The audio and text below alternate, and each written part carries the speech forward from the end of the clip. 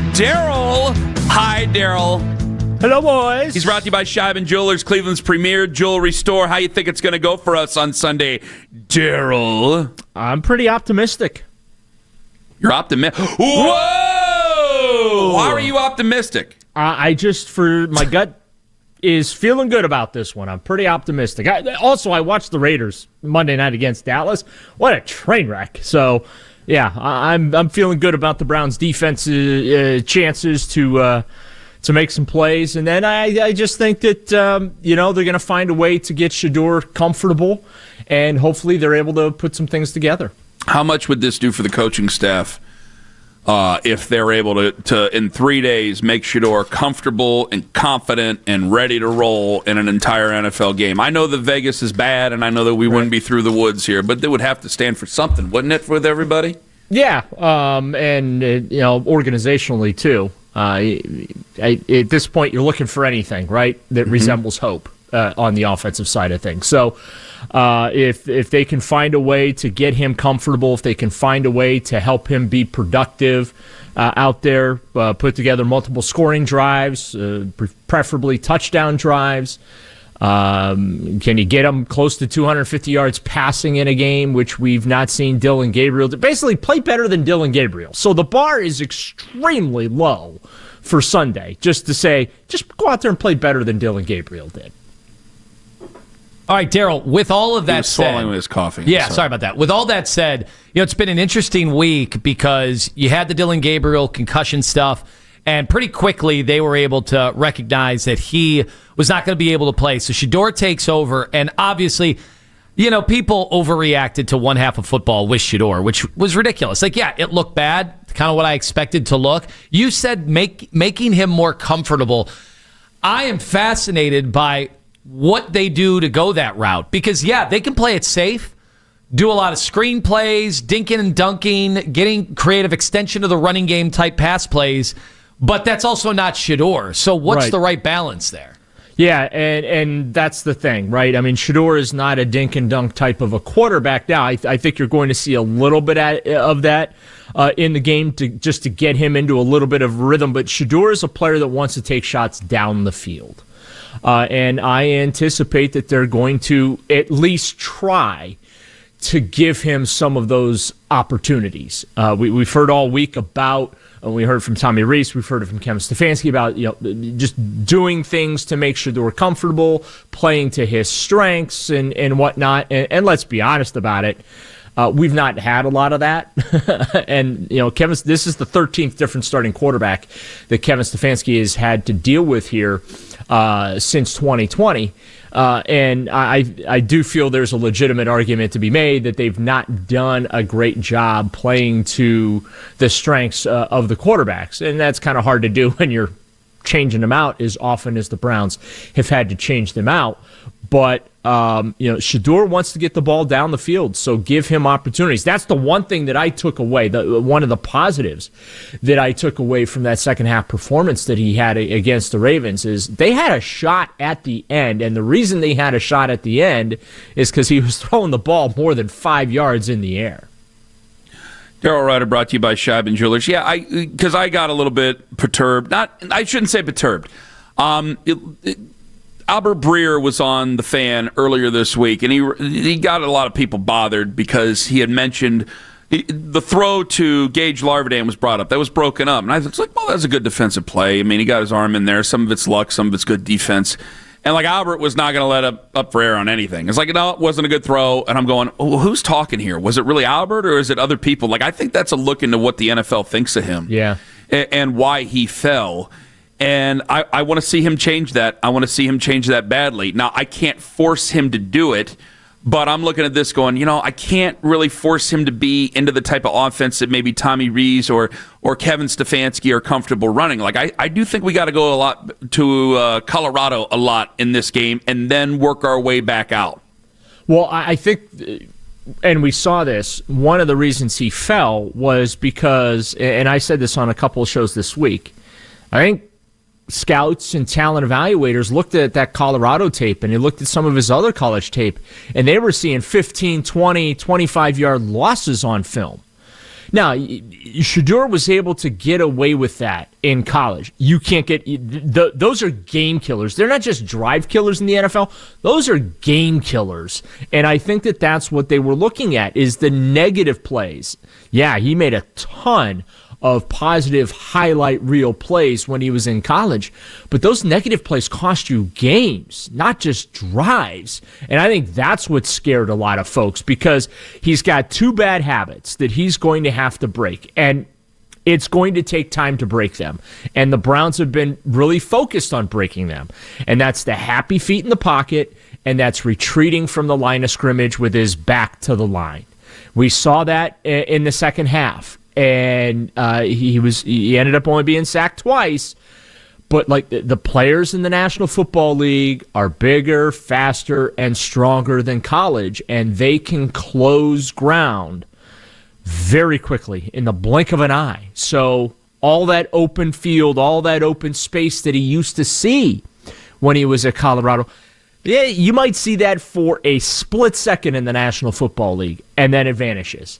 So I think that that's what the evaluators saw and got scared away from was the potential for massive negative plays. And if he can break those habits, there's a lot of positive with his game, and I think he can be an exciting player in this league.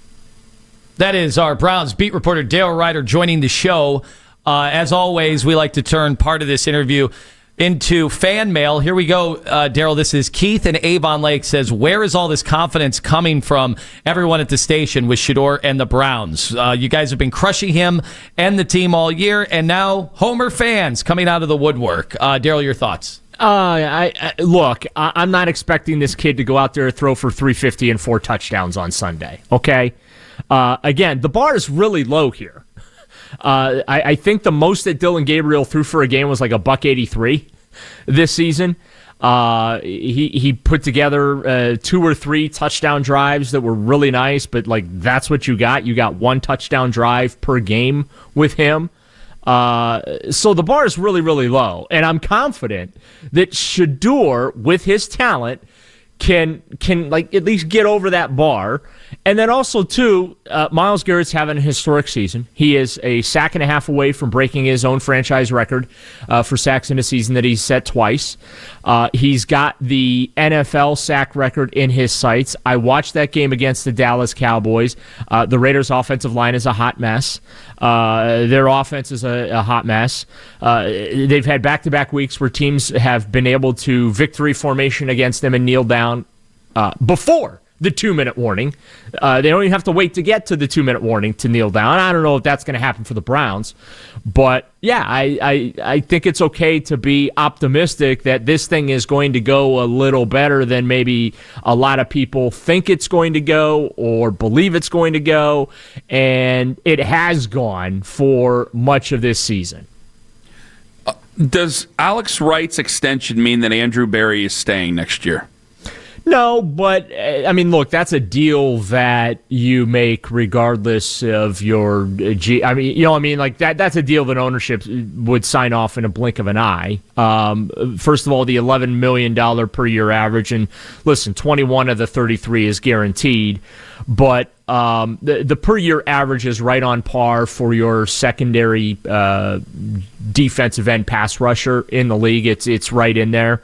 As far as budgeting goes, if you will. So I don't think it guarantees that Andrew is staying. But look, these guys are not operating, and fans need to understand this. Andrew Berry and Kevin Stefanski are not operating as if their jobs are on the line. They're not operating as if they're about to be shown the door. It's business as usual for them.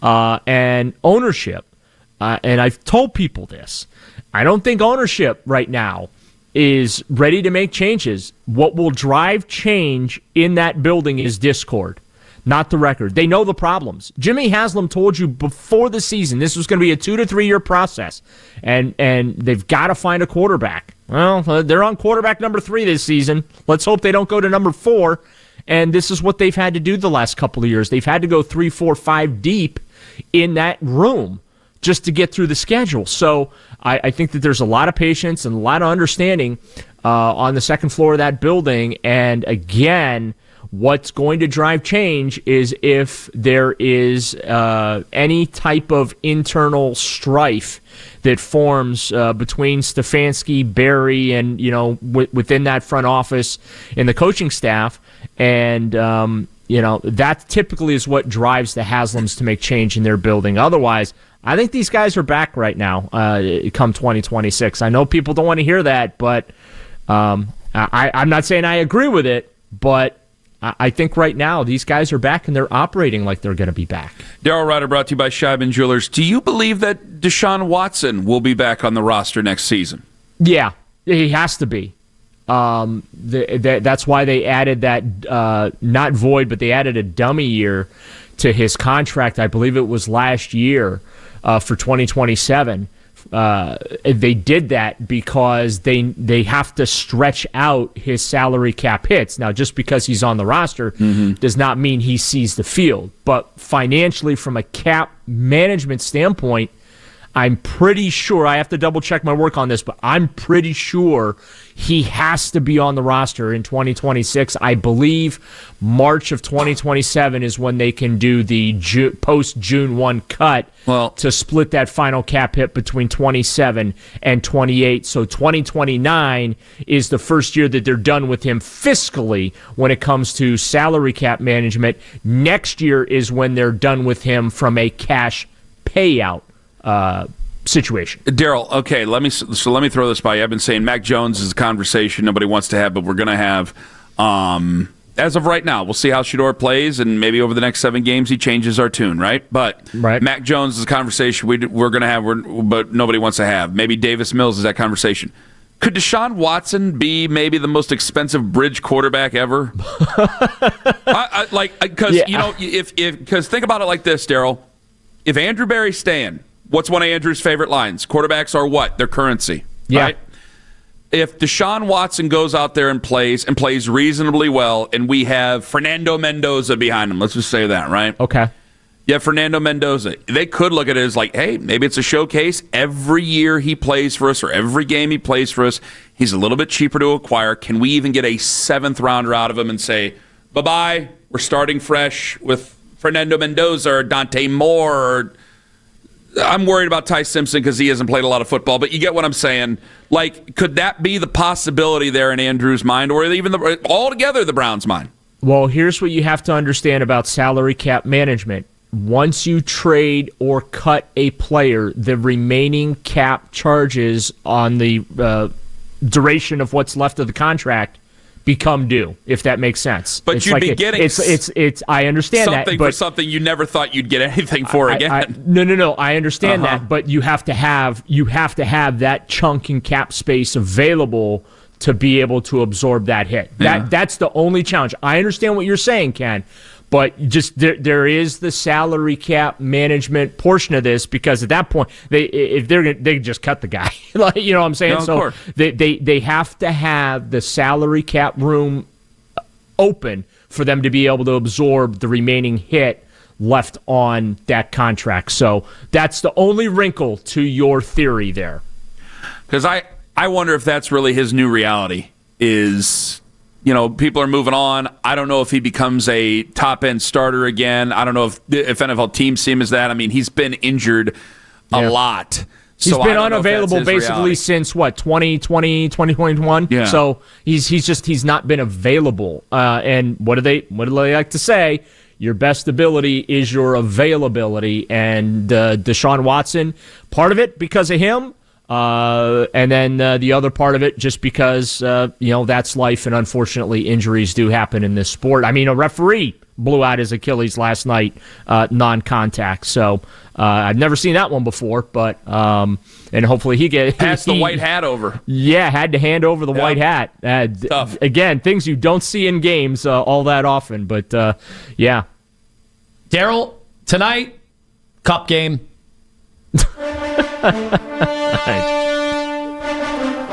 Give it its proper respect, Daryl. Give it its proper respect. It's a cup game, sir. Cup game. Yeah, I know. 14.5-point favorites. Brought to you by the fine folks at Surfside. Cavs update. Could be a return of Darius Garland to the lineup tonight. Cup game against the Pacers. Please drink responsibly. Cup futures on the line. In fact, tonight it's a rematch of last year's conference semifinals. Can the Cavaliers get revenge? But this time on the Pacers, it means more. Yeah. Tonight, Indiana is eliminated from the Cup if they lose, and Toronto wins their game against the Wizards. They are massive favorites tonight. So many permutations for the Cup. So much is on the line tonight. I can hardly wait. It's a biggie. Don't forget about... I am just shaking in my boots with nervousness right now about this game. Don't forget, point differential matters. Yes, it does. It's a Cup game. Daryl, thank you for the hot time. You bet, guys. Have a great weekend. Daryl, brought to you by Scheiben Jewelers, Cleveland's premier jewelry store.